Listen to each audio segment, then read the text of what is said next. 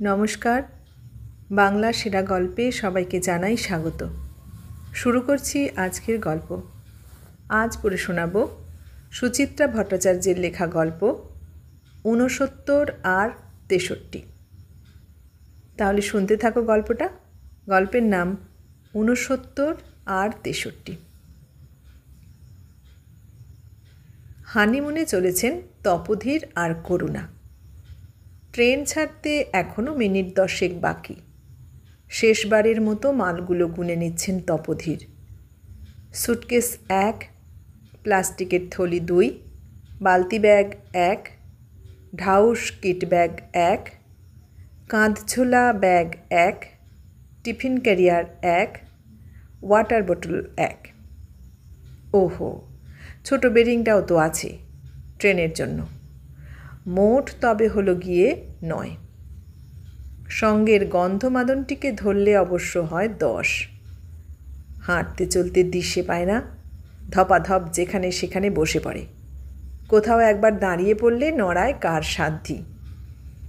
এমন মেয়ে মানুষ গন্ধমাদন ছাড়া আর কি। জানালার ধারে কেমন ঘটটি হয়ে বসে পড়েছে দেখো। সাংসারিক নির্দেশ দেওয়া চলছে পুত্রবধূকে। তপোধীর অধৈর্যভাবে বললেন, পাটা একটু তোলো তো, সুটকেসটা ভেতরে ঠেলি। একগাল জর্দা পান মুখে অবহেলা ভরে তাকালেন করুণা। তাড়া করো না তো, সব হবে, রন্টু সব ঠিক করে দেবে। আমার তাড়া আছে, পা সরাও। আহ, চুপ করে একটু বসো তো, কাজের কথা সেরে নিতে দাও। কাজের কথা না গোষ্ঠীর পিণ্ডি।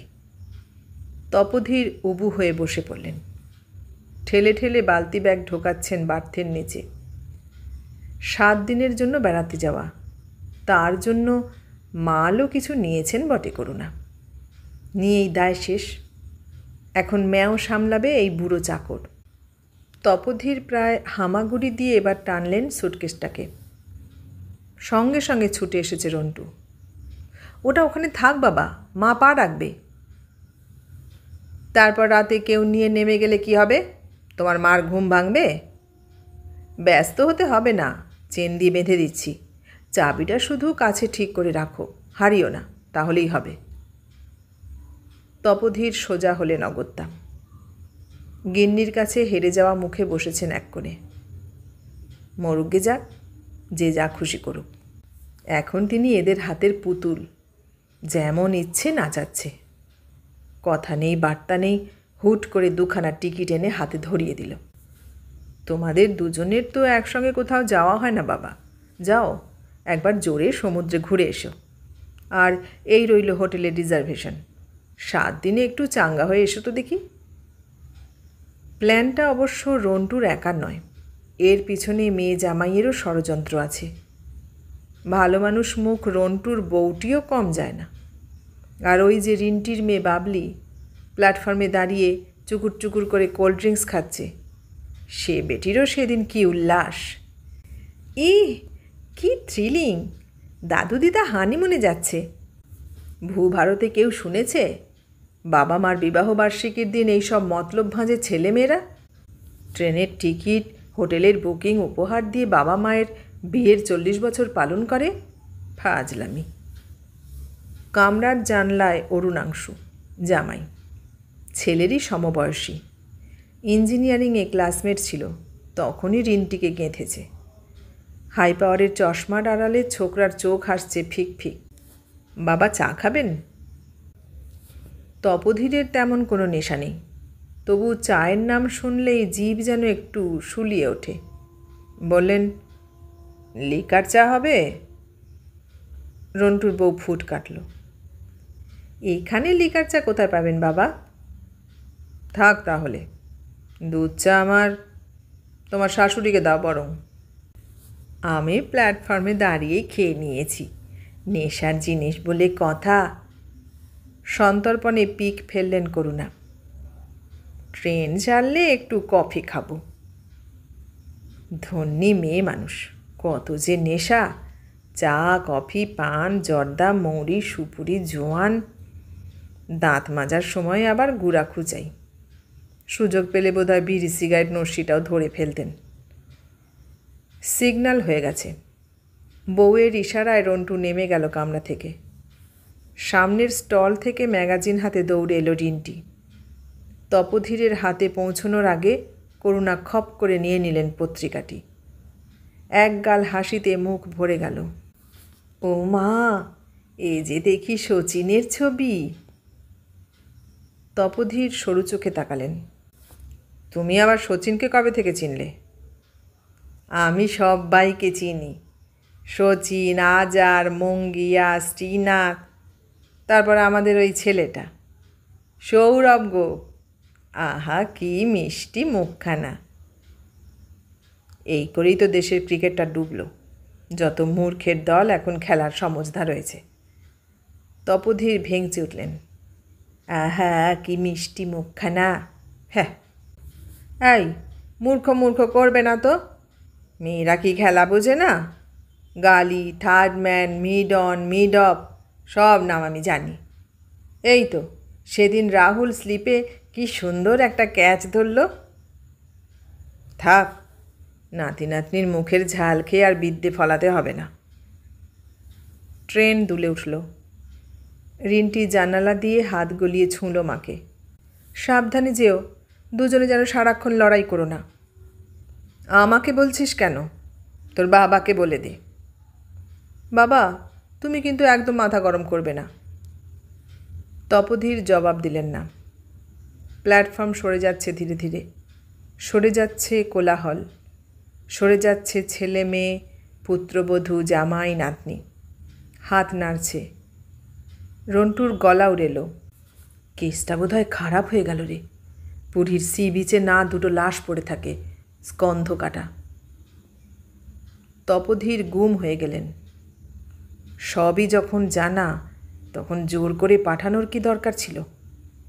কেন যে টিকিট দুটো কুচিয়ে ফেলেননি তপোধীর? ট্রেন কারশেড পেরোল। এগোচ্ছে ঘটাং ঘটাং। এখনও শহরের আলো ঘিরে আছে ট্রেনটাকে।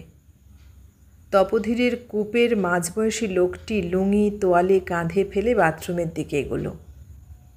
সামনের 3 যুবক, সম্ভবত সেলসে চাকরি করে, উচ্চস্বরে গল্প জুড়েছে। উল্টো দিকের 2 জানলায় 2 খ্রিস্টান সন্ন্যাসিনী ভাবলেশহীন মুখে বাইরে তাকিয়ে। সব প্যাসেঞ্জার এখনও থিতু হয়নি। অনেকেই ঘুরছে এদিক ওদিক। পাশের কূপে 2 বাচ্চা কাউ মাউ করে ঝগড়া করছে। যে দঙ্গলটা একটু আগেও এ জায়গাটা বোঝাই করে রেখেছিল, বোধহয় তাদেরই কেউ। অসহ্য। করুণা হাতের ম্যাগাজিন তপোধীরের কোলে ফেলে দিলেন। ছোট্ট একটা হাই তুলে বললেন, সকালে কটায় ঠিক আমরা পৌঁছব গো? তপোধীর বিরক্তির সঙ্গে উত্তর দিলেন, আমি ট্রেনের টাইম টেবিল নই, বলতে পারবো না। সে তো জানি, তুমি হলে গিয়ে খাওয়ার টাইম টেবিল। 7:30টায় এই চাই, 9টায় এই চাই, 12:15টায় এই চাই। দাও কেন? না দিলেই পারো। ওখানে গিয়ে দেব না। তোমার ওই 4:45 মুসুম্বি, 5:15 ছানা, ওসব তুমি নিজে জোগাড় করবে। ভয় দেখাচ্ছ? না, বলে দিচ্ছি, বেড়াতে গিয়ে আমাকে দিয়ে খিদমত খাটাবে, ওটি হবে না। তাহলে করবে কি সারাদিন? ভোঁস ভোঁস নাক ডাকিয়ে ঘুমোবে? মোটেই না। ঘুরবো ফিরবো, সকাল বিকেল প্রাণ ভরে জগন্নাথ দেবকে দর্শন করব। ছেলে মেয়ের দয়ায় সুযোগটা যখন এসেই গেল। একেই বলে নেমক হারাম। বিয়ের সময় ক টাকাই বা মাইনে ছিল তপোধীরের যে বছর বছর বউকে নিয়ে বেড়াতে বেরোবেন? করতেন তো কলেজের মাস্টারি। সাকুল্যে পেতেন 150 টাকা। নুন আনতে পান্তা ফুরিয়ে যেত। তারপর যখন মাইনে টাইনে বাড়ল, তখন ছেলে মেয়ের পড়াশোনা নিয়ে হিমশিম দশা। তার মধ্যেও কি বউ ছেলে মেয়ে নিয়ে বেড়াননি 2-4 বার? এই পুরীতেই তো গিয়েছিলেন বছর 20 আগে।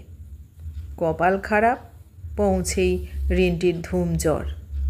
কোথাও বেরোনো হলো না, সমুদ্রে নামা হলো না, শুধু হোটেল আর ডাক্তারখানা। তাও মেয়ের জ্বর কমার পর সবাইকে নিয়ে কন্ডাক্টেড ট্যুরে বেরিয়েছিলেন তপোধীর।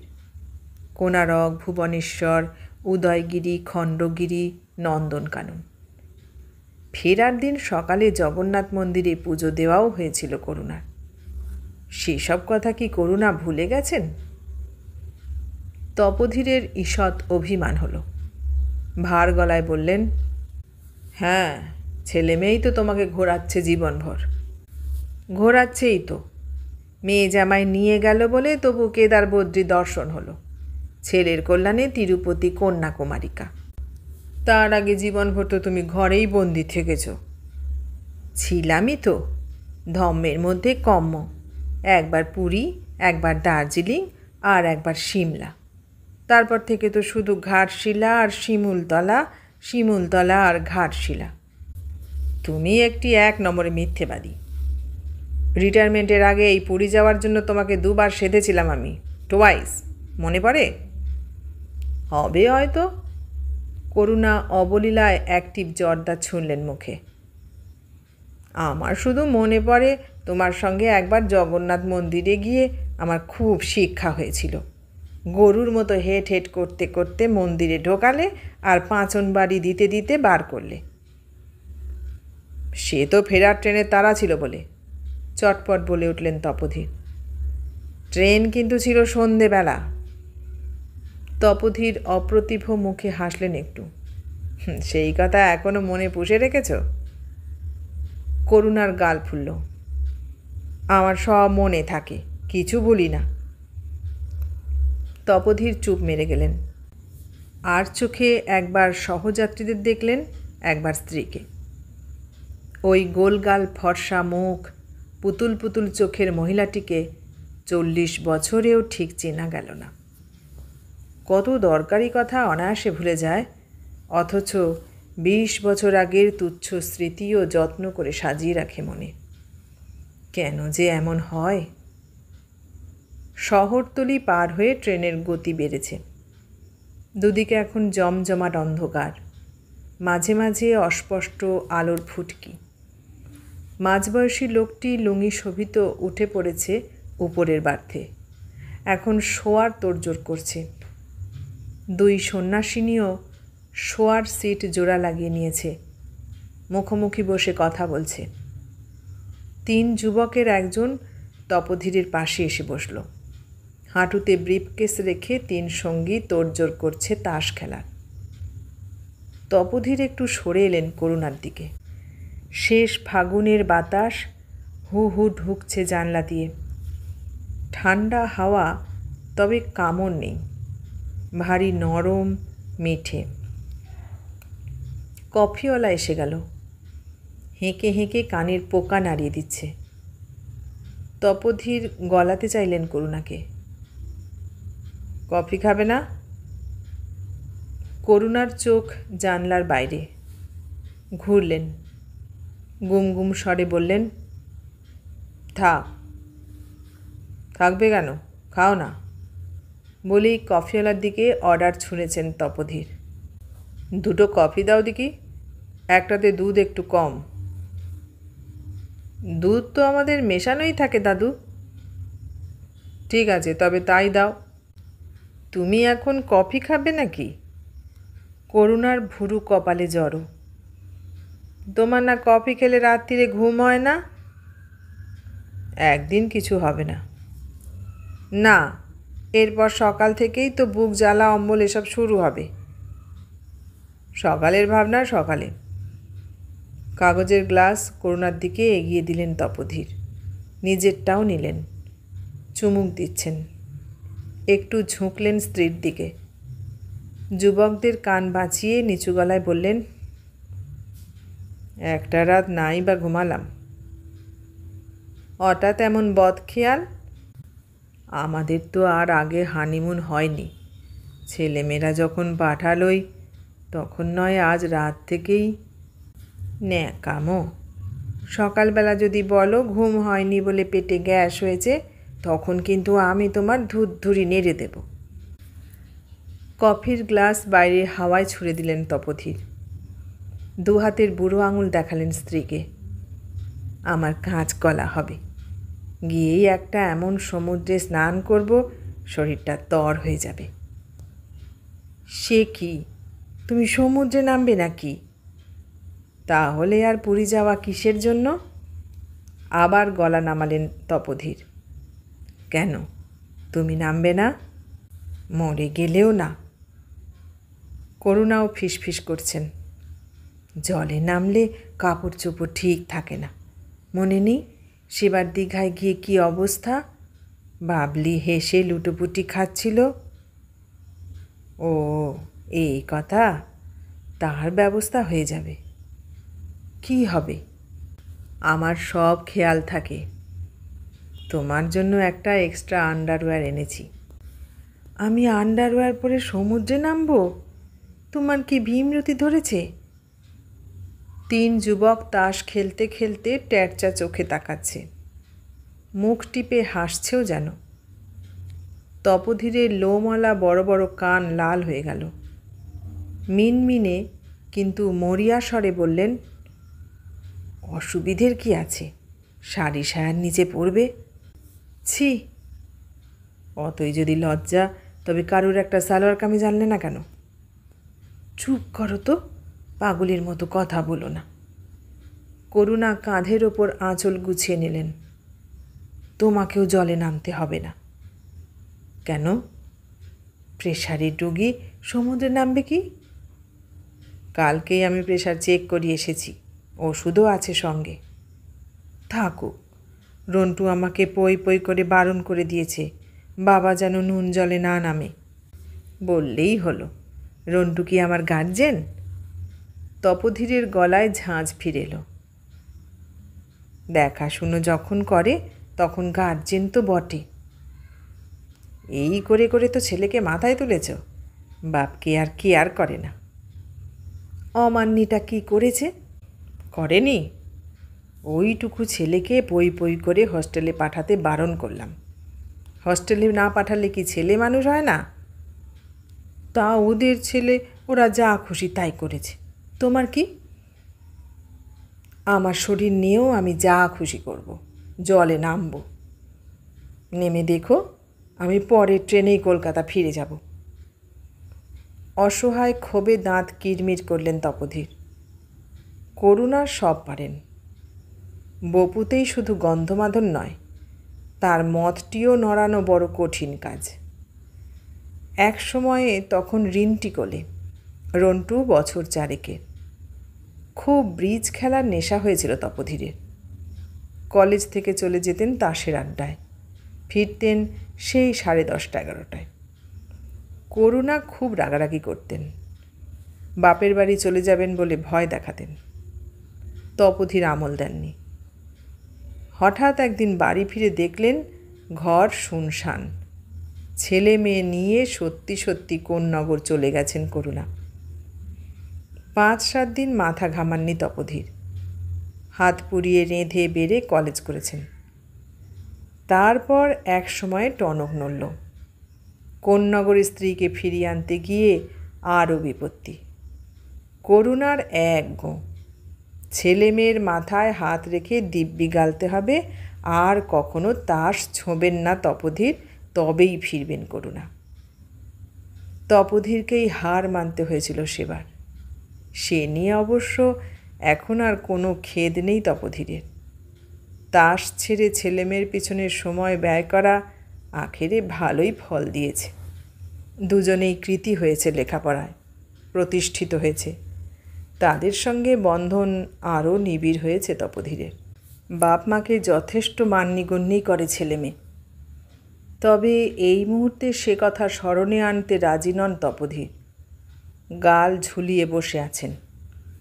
প্রচণ্ড গতিতে একটা ছোট্ট ব্রিজ টপকে গেল ট্রেন। জানালার দিকে তাকালেন না তপোধীর।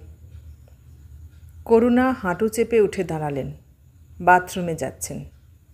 2 সন্ন্যাসিনীর মাঝে কোত্থেকে এসে বসেছে এক দাড়িওয়ালা সাধু। ঝালমুড়ি খাচ্ছে দাঁড়িয়ে দাঁড়িয়ে। টিটিকে কাছে আসতে দেখে শুট করে উঠে দাঁড়ালো। গেরুয়া সামলে কেটে পড়ছে দরজার দিকে। 3 যুবক ডুবে আছে রামিতে। কাগজে হিসেব লিখছে বারবার। খেলার পত্রিকাটা উল্টোলেন তপোধীর অসংলগ্নভাবে। 2-4টে পাতা দেখে রেখে দিলেন ম্যাগাজিনটা। করুণা ফিরে এসে বললেন, ম্যাগো, বাথরুম কি নোংরা? তপোধীর উত্তর দিলেন না। করুণা মুখ টিপে হাসলেন।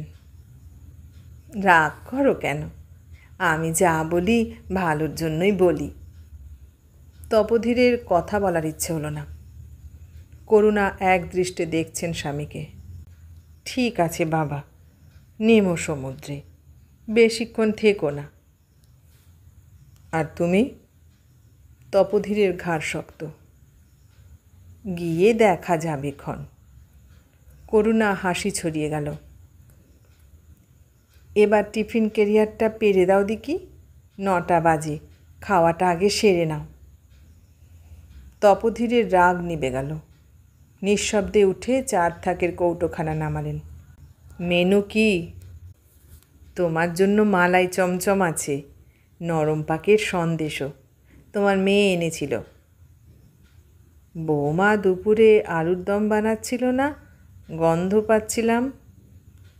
আছে গো আছে, তোমার আলুর দমও আছে, 2 পিস মাছ ভাজাও। তুমি মাছ ভাজা ভালোবাসো, ও দুটো তুমিই খাও, আমাকে খালি লুচি আলুর দম দিলেই হবে। লুচি কোথায় পাবো? পাবে মানে? রিন্টি আর বৌমা যে তখন লুচি ভাজছিল। সে তো ওদের জন্য, আমাদের জন্য ওরা নরম করে রুটি বানিয়ে দিয়েছে। লুচি দেয়নি? তপোধীর প্রায় আর্তনাদ করে উঠলেন। অমন করো কেন? তোমার না ভাজাভুজি খাওয়া বারণ? ঠান্ডা লুচি খেলে তুমি হজম করতে পারতে। টিফিন কৌটোর ঢাকনা খুললেন করুণা। বৌমা দিতে চেয়েছিল, আমি বারণ করেছি। তপোধীর রাগ করতেও ভুলে গেলেন। বিড়বিড় করে বললেন, শিরে হইল সর্পাঘাত, তাগা বান্ধি কোথা? বউই যদি শত্রু হয়, দুধ নেই কিছু নেই, আমি রুটি চিবোতে পারবো না। তোমার জন্য সেই আচারটা এনেছি গো। করুণা যেন শিশুকে ভোলাচ্ছেন। সেই যে গো, মিক্সড পিকল, তুমি ভালোবাসো বলে সেলস গার্লের কাছ থেকে কিনেছিলাম। ট্রেনের গতি কমছে। খড়গপুর এসে গেল। ভেন্ডাররা জানলায় খাবার হাঁকছে। ছেলে 3টে তাস বন্ধ করে পুরি তরকারির হুকুম ছুড়ল। ওপারের বার্থের লোকটা তরতরিয়ে নেমে চলে গেল প্ল্যাটফর্মে। 2 সন্ন্যাসিনী উদাসীন স্বরে ডিমওয়ালাকে ডাকছে। তপোধীরও উঠে জানলায় গেলেন। এই, আমাকে 2টো বয়েলড এগ দাও তো। টিফিন ক্যারিয়ার পাশে রেখে বাবু হয়ে বসেছেন করুণা। ঝুলি থেকে প্লেট বার করেছেন, গ্লাস বার করেছেন, আলুর দম তুলছেন চামচ দিয়ে। অবাক মুখে বললেন, তুমি এখন ডিম খাবে? খাবো। এই, 2টো ডিমের দাম কত? আমি কিন্তু খাবো না। খেও না, আমি একাই খাবো। আর সারা রাত বেলুনের মতো ফুলবে। করুণার চোখ থমথমে। নুন ছাড়া খাবে কিন্তু। সব ব্যাপারে হুকুম ফলাবে না। আমি 2টোই খাবো উইথ সল্ট। কচকচ ডিম সেদ্ধ চিবোচ্ছেন তপোধীর, নুন মাখিয়ে, করুণাকে দেখিয়ে দেখিয়ে। তীব্র চোখে তাকিয়ে আছেন করুণা। সেদিকে এতটুকু ভ্রুক্ষেপ নেই তার। ট্রেন ছাড়ল। 3 যুবক খাওয়া সেরে মৌজ করে সিগারেট ধরিয়েছে। ধোঁয়া পাক খাচ্ছে কূপে।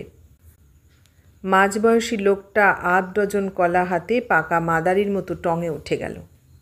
খ্রিস্টান সন্ন্যাসীরাও রাত ঘুমে নিরাসক্ত তোড়জোড় চালাচ্ছে। বাতাসে ঠান্ডা ভাব বেড়েছে সামান্য, এমন কিছু বেশি নয়। বাথরুম সেরে ধুতি বদলে লুঙ্গি পরে এলেন তপোধীর। করুণা ইতিমধ্যেই 3 যুবকের সঙ্গে ভাব জমিয়ে ফেলেছেন। তাদের হাঁড়ির খবর বার করছেন টেনে টেনে। তপোধীর গিন্নির মেজাজটা পড়ার চেষ্টা করলেন। একটু খোসামদের সুরে বললেন, তোমার চাদর বার করে দিই? করুণা শুনেও শুনলেন না। তপোধীর আবার বললেন, সুতির চাদরটা বার করব? না। বাপস, কি তেজ গলায়! তপোধীর মুখ হাসি হাসি রাখারই চেষ্টা করলেন। জানালাটা বন্ধ করে দাও না। কেন? কেন আবার কি? তোমার ঠান্ডা লেগে যাবে। জানালা বন্ধ করলে আমার গরম লাগবে। এরই নাম বাতি। ইনি আবার অন্যের পিছনে লাগেন। তপোধীর গার্জেনের গলায় বললেন, রাতের ট্রেনে কারুর গরম লাগে না, আমার লাগে। শুনলে পাগলেও হাসবে। স্ত্রীকে টপকে ঝুপ করে কাঁচ নামিয়ে দিলেন তপোধীর, দুটো জানলারই। হাত ঝাড়তে ঝাড়তে বললেন, একটু গরম লাগুক। কদিন আগেই গলা ব্যথা হয়েছিল, সে খেয়াল আছে? করুণা বিশেষ পাত্তা দিলেন না। আবার গল্প জুড়েছেন সামনের ছেলেটির সঙ্গে। ভাঁজ করা ধুতি কিট ব্যাগের ওপর রেখে পাশের চেন খুললেন তপোধীর। হাত রাখছেন। আমার প্রেশারের বড়িগুলো গেল কোথায়? যেখানে রেখেছিলে সেখানেই আছে। করুণার উদাস জবাব। সেখানে নেই। তাহলে ওখানে রাখোনি? বললেই হলো আমি নিজে হাতে কিট ব্যাগে তুলেছি। এটা তাহলে কি? কোলের হ্যান্ডব্যাগ থেকে ওষুধের পাতা বার করলেন করুণা। লুকিয়ে রেখেছিলে। আমার আর খেয়ে দিয়ে কাজ নেই, তোমার ওষুধ লুকোবো। টেবিলে ফেলে এসেছিলে, আমি মনে করে নিয়ে এসেছি। বলতে বলতে ছেলে তিনটেকে সালিশি মানছেন করুণা। দেখেছ তো কি বেখেয়ালি মানুষ নিয়ে আমার ঘর করা। তোলো হাঁড়ির মতো মুখ করে ট্যাবলেট গিললেন তপোধীর। ঢক ঢক খানিকটা জল খেলেন। বেডিং খুলতে গিয়ে কি যেন মনে পড়ে গেল। হঠাৎই থামলেন। তোমার মালিশটা নিয়েছ?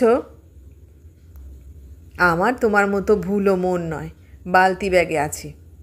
বটেই তো, বটেই তো। খোলা কিট ব্যাগের পকেট থেকে একখানা টিউব বার করলেন তপোধীর।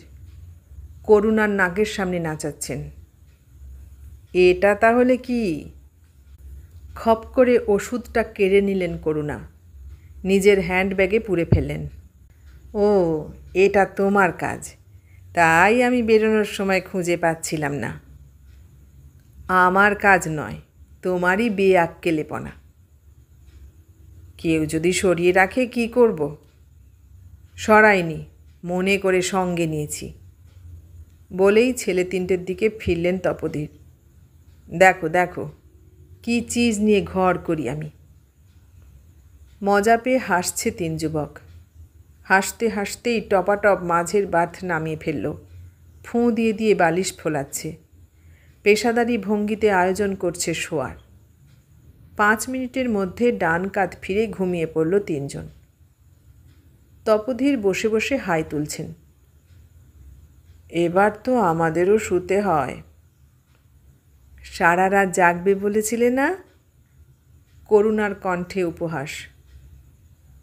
ঘুম পাচ্ছে যে।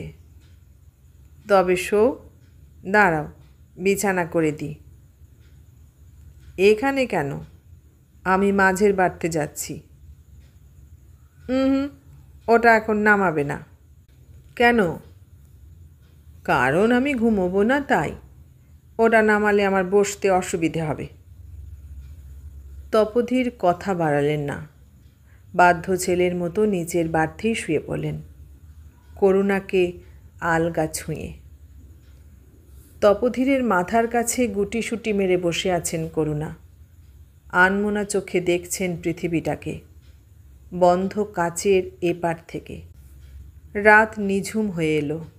কামরায় জেগে আছে নীলচে রাতবাতিরা, জেগে আছেন করুণা। স্বপ্ন স্বপ্ন বাতাস খেলে বেড়াচ্ছে একুপে সেকুপে। আধার ছিঁড়ে ছুটছে রেলগাড়ি, ঝমঝম ঝমাঝম। থামছে ছুটছে, থামছে ছুটছে। পার হচ্ছে নদী, পার হচ্ছে প্রান্তর, পার হচ্ছে একটার পর একটা সেতু। গভীর রাতে তপোধীরের ঘুম ভেঙে গেল। করুণা ঠেলছেন জোরে জোরে। এই শুনছ? বাপ, কি ঘুম রে! কামরা যে একেবারে মাত করে দিলে। পাশ ফিরে শো। ঘুম চটকে গেল। চোখ বড় করে উঠে বসলেন তপোধীর।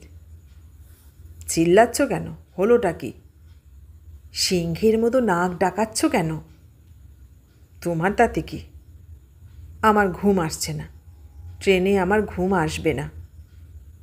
শুলেই আসতো। বললাম ওপরে উঠে যাচ্ছি। না, ওপরে উঠলে তোমাকে আর ঠেলা যাবে না। অভ্যেস তো জানি, না ডাকলে তোমার গর্জন থামে না। সঙ্গে একটা পাখা আনলে পারতে, ডাঁটি দিয়ে খোঁচাতে মনের সুখে। তাই উচিত ছিল। কি লোকের সঙ্গেই না বেড়াতে বেরিয়েছি, কুম্ভকর্ণ একটা। করুণার যেন গলা কাঁপল একটু। তপোধীর অপাঙ্গে তাকালেন। হঠাৎ কোত্থেকে এক ঝলক বাতাস এসে ঝাপটা মারে 69 বছরের মনটায়। বাতাসটা এত বেশি দূরের যে চিনেও চিনতে পারলেন না তপোধীর। এবার একটা নদী পার হচ্ছে রাতের গাড়ি, ধীরে, অতি ধীরে। বৈতরণী নদী। এই নদী পার হলে নাকি এ পারের টান কমে যায়। তপোধীর চুপটি করে বসে আছেন। করুণাও নীরব। বয়ে যাচ্ছে মৌন মুহূর্ত। একসময় তপোধীর ফ্যাঁসে গলায় বললেন, ওয়াটার বটলটা দাও তো। করুণা জানালার কাছে মুখ ঘুরিয়ে নিলেন। নিজে উঠে নাও। মুহূর্ত মিলিয়ে গেল। তপোধীর অসহিষ্ণু হলেন নিয়ম মতোই। বললেন, তোমার সামনে ঝুলছে বলেই বলা। থাক, তেষ্টায় গলা শুকিয়ে নয় মরেই যাব। কি কথার ছিরি। হাত বাড়িয়ে জলের বোতল পারলেন করুণা। সবটা শেষ করো না, আমিও খাবো। এক ঢোক খেয়েই প্লাস্টিকের বোতল এগিয়ে দিলেন তপোধীর। খাও, নিজে আগে প্রাণ ভরে খাও। ইহ, মেজাজ একেবারে চাঁদি ফাটে দেখি। উত্তরে কিছু একটা বললেন তপোধীর। তার উত্তরে করুণা, তার উত্তরে তপোধীর। চলছে, কলহ চলছে। বিনবিন ঝগড়া বন্ধ কাজ ফুঁড়ে চলে গেল বাইরে, নাচতে নাচতে দুলতে দুলতে। রাত এখন বড় মায়াময়। চাঁদের বুড়ি রূপলি সুতো কেটে চলেছে চরকায়। সেই সুতোয় বোনা মসলিন এখন ভাসছে চরাচরে। রূপলি সব মেখে ছুটছে অলৌকিক গাছপালা, ছুটছে মাঠ, ছুটছে নদী, ছুটছে বালির চর। বৃদ্ধ পৃথিবী ছুটছে সমুদ্রের পানে, জ্যোৎস্না মেখে, জ্যোৎস্না হয়ে। সেই জ্যোৎস্নায় একাকার হয়ে গেল কলহরাজি। জ্যোৎস্না চলেছে সমুদ্রের পানে, বড় বাংময় জ্যোৎস্না। হানিমুনে চলেছেন 69 আর 63, তপোধীর আর করুণা। এতক্ষণ শুনলে সুচিত্রা ভট্টাচার্যের লেখা গল্প 69 আর 63। কেমন লাগলো গল্পটা? ভালো লাগলে লাইক, কমেন্ট, শেয়ার করো। আর নতুন বন্ধু হলে সাবস্ক্রাইব করার অনুরোধ রইল। সবাইকে অনেক ধন্যবাদ জানিয়ে আজ এখানেই শেষ করলাম।